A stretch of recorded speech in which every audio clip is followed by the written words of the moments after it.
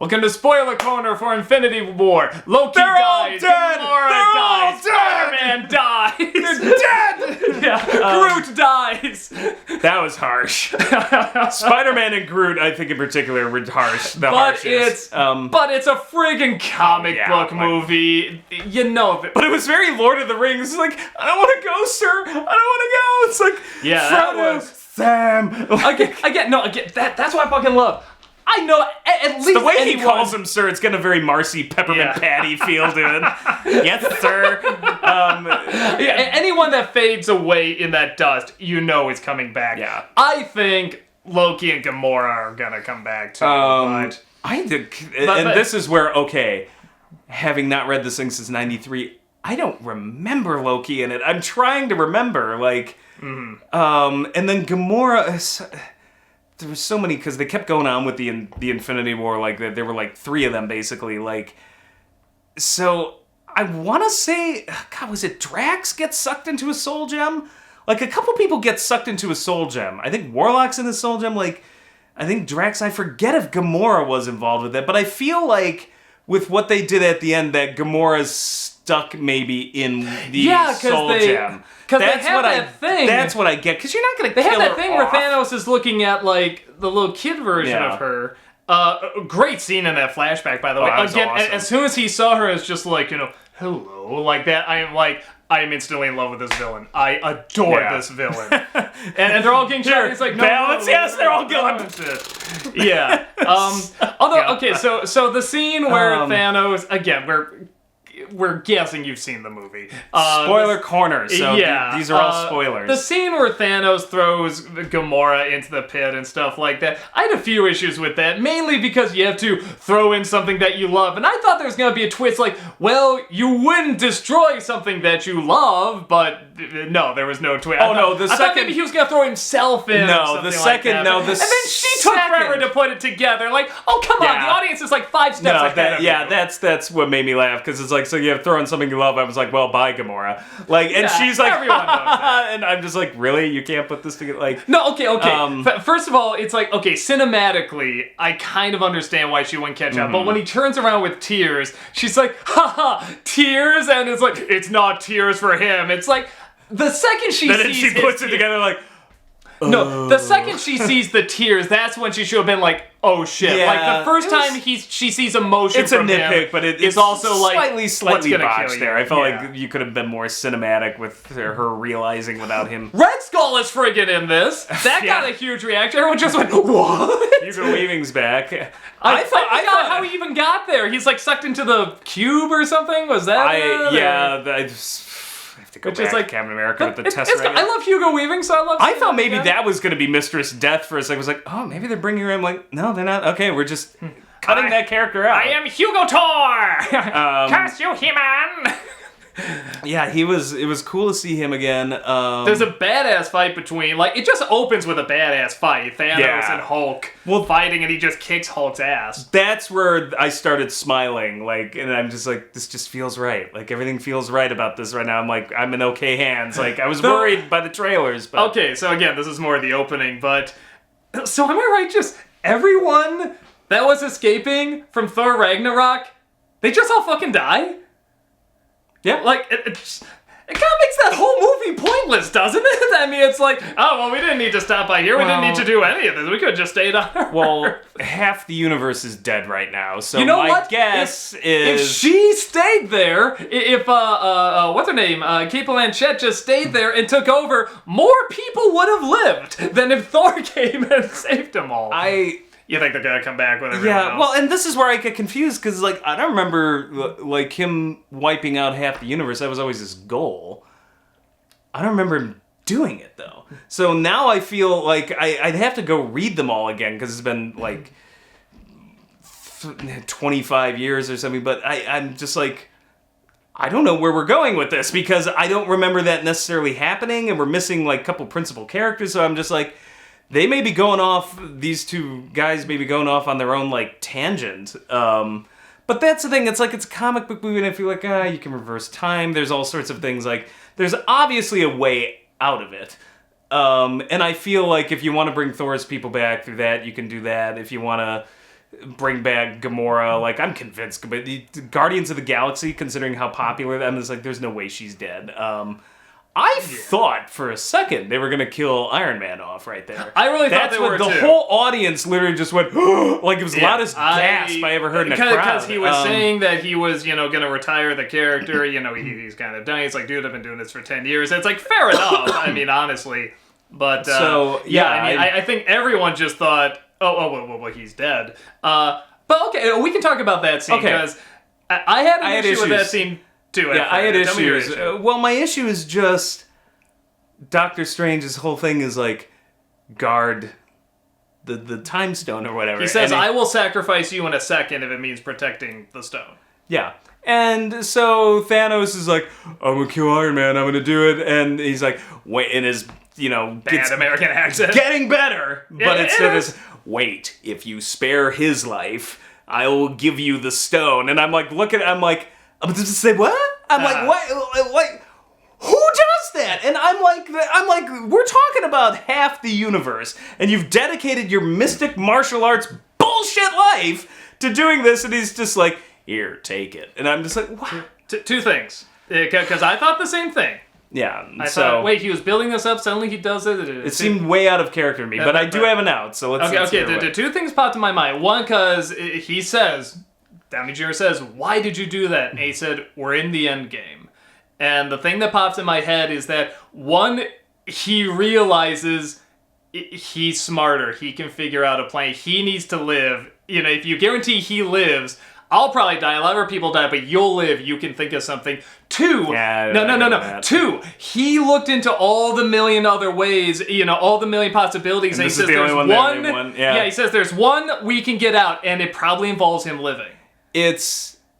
I feel like that's closer. I feel it has something to do with the fact that it's the time stone, and here's all I feel. I don't know where exactly they're going, but somehow looking back on it, I don't think that was just like, oh, it's the value of friendship. It's like, I feel like he's just like, I have a plan. Like a long game plan, but it's like he needs to get the stone. My plan is you make a plan, kind of thing. I don't know if that's because they're already kind of butting heads. But I feel like that's the thing. I feel like Strange came up with a plan, and I'm like, okay, apparently he needs to hand the stone over, because otherwise I'm just like, that just was so out of character. I'm just like, no, Doctor Strange would let Tony Stark die if it meant saving half the universe? Easily. I wouldn't have blinked. So, see, here's the thing. I think because They'll name a Ben and Jerry flavor. What's Doctor Strange? Before... They'll call it Martyr Mocha. Before the powers, what was he? He was a doctor. Yeah. And he needs the stone to do all these cool little effects and stuff like that. Am I right? He needs the stone to do kind of that stuff, or no? Doctor Strange? I forget, but regardless, I don't think so, because he didn't get the stone till, because he didn't have it in the beginning when he was practicing all the shit. Yeah, well, maybe, but I think it's about guarding. But Stark, he doesn't have any powers. He makes all this shit. Mm-hmm. So I think there's it's something where they're already butting heads because they're already very similar characters. I mean, people even point that out to a fault. Mm-hmm. So I like that they don't get along, and they're constantly sort of arguing who has the better plan and stuff like that. And I think it was kind of a way of him acknowledging, I think you're going to come up with a better plan. It's like acknowledging his intelligence is greater than his. So that's my thought. Or, like I said, that this is part of the one reality. I think he's got some sort of hatched plan where the only way to make it work is to hand over the stone. It may involve travel, because you're going to have to travel back in time or do something. Considering everybody just turned into, dust in the wind. And okay, that's the part we're talking about when we're saying kids are going to be scarred. Just seeing friggin' Spider-Man or Spider-Boy die in... Oh, that was harsh. Yeah, that was really harsh. Sir, I don't want to go. Yeah, I don't want to go, sir. I don't want to go. I was like, damn. And then Groot, I'm just like, no, not Groot. Yeah, man, you're like, boo. Yeah, no. Everybody's like dead silent as everybody's disappearing, and then Groot starts disappearing, and in the back of the IMAX, you just hear me, boo.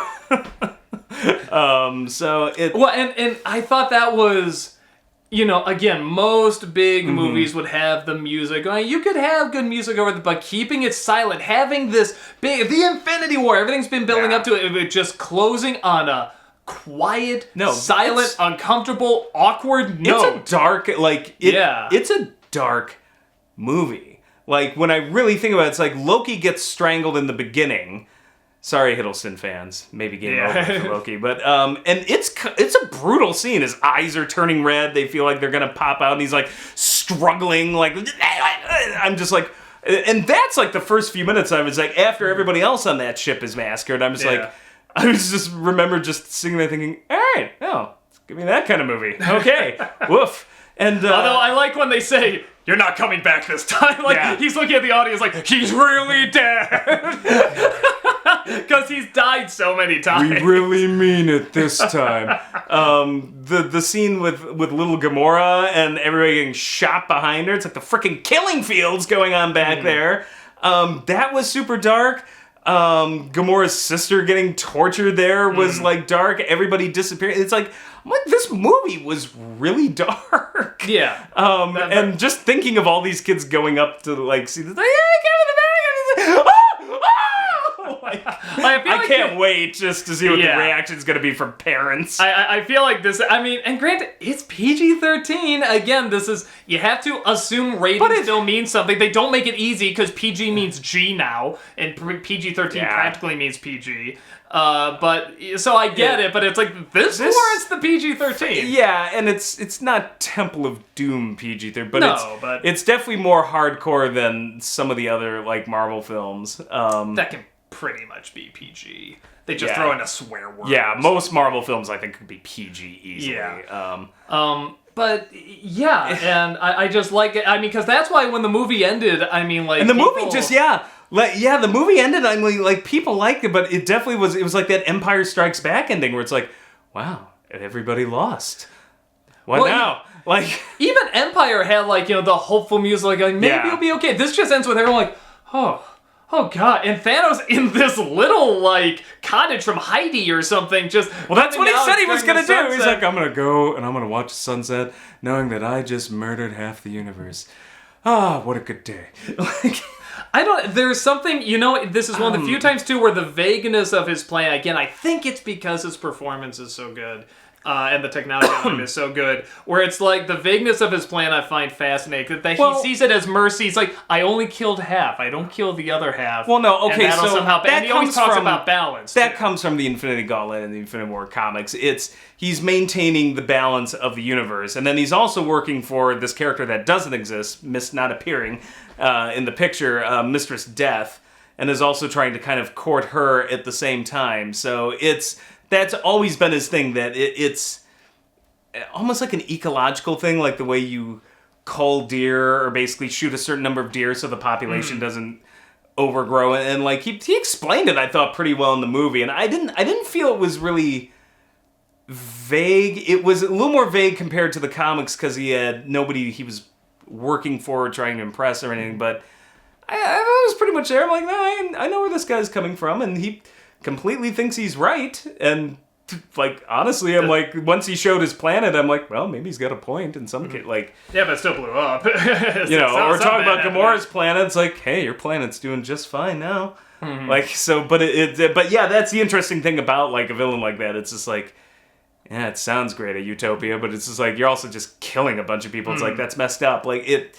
So I don't know. I got it, and I thought it was pretty. I got it enough. I mean, still to a point where I'm like, if you were to ask me where this guy come from, what's his backstory, I'm like, well, they explain a little bit, but like not that much. But again, I'm okay with it because it really is kind of the Maleficent effect. I don't need to know where he's from. Yeah, you don't want to drown it out in exposition. There's so much already to him. In his character, in his expressions, in his lines. And yeah, for a character that has just been the most least interesting out of anything in the Marvel movies, every time he showed up, I'm like, I don't care. I always think of the Honest trailers. We've got Thanos, and he still doesn't do jack shit. Yeah, he looked awful in those movies. He didn't look interesting, and here, I mean, it's just like complete reversal. I mean, just like immediately interested in this guy.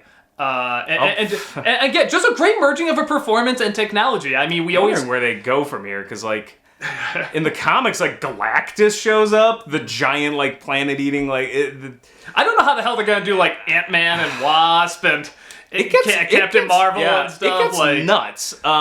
Maybe, well, because they hint at Captain Marvel at the end. And again, I'm thinking, like, well, maybe Ant-Man and Wasp and Captain Marvel, they'll be, like, before this. That's the only thing you were talking about that. Like, maybe we'll sort of see what happens, like, before people start fading away. But they haven't really done that. Like, no, they kind of did that before, didn't they? With Thor and Hulk being gone in Civil War. Speaking of Hulk, I like how Hulk has become the Winston of the team, where it's just like, oh yeah, that's right, you've been missing. Allow us to explain a couple of these plot points to catch the audience up. Like, it's just like... Well, he also... And but I like that, because I'm just like, it's like, what a handy excuse. Just like, oh yeah, that's right, you've been gone for 2 years. Yeah, the Avengers split up, and I'm not talking to Captain America anymore. It's like, oh, okay, well, if I missed that movie, at least now I know what's going on. Cool. You know, it's interesting because he's Hulk only for a little bit in the opening, and then he never comes back, and Hulk just goes, no! And did they ever really explain why? Is it just because he was Hulk for so long in Thor Ragnarok? Is that it? Or did they explain that? Remember them going into that? Honestly, it was something I didn't... I like these movies, but there's Hulk. So many of them. I mean, like, I got enough of him in Thor Ragnarok. I'm kind of Maybe like, this is some plot point thing where they're just building up to where he unleashes in the sequel, and...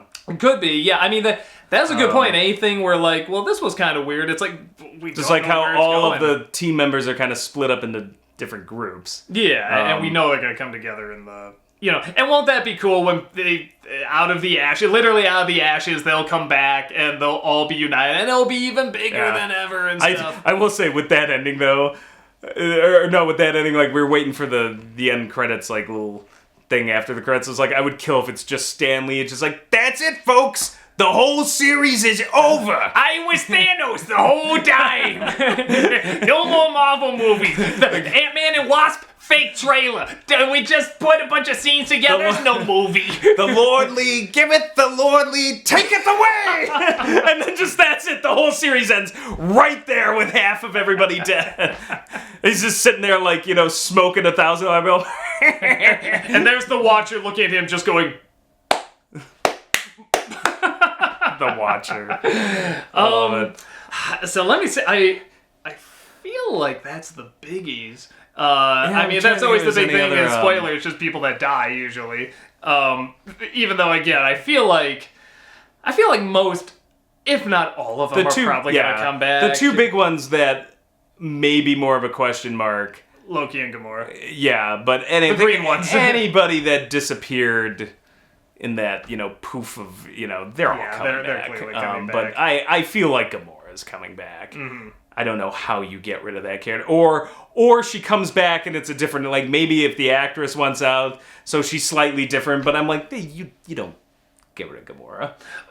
Guardians of the, with those See, to me, I think more Loki. Hits. I'm just like, because Loki was such a popular character, I feel like getting rid of him, although he does kind of wrap up near the end, doesn't he? Because in Thor Ragnarok, he finally does kind of come around, he's on his side. So, I mean, this would be kind of a fitting end, but, and even though they do show Thor accepting it, I still feel like it's like, man, that's Loki, though. Like, that's a huge character. I feel like there'd have to be even more time dedicated to that, so I don't know.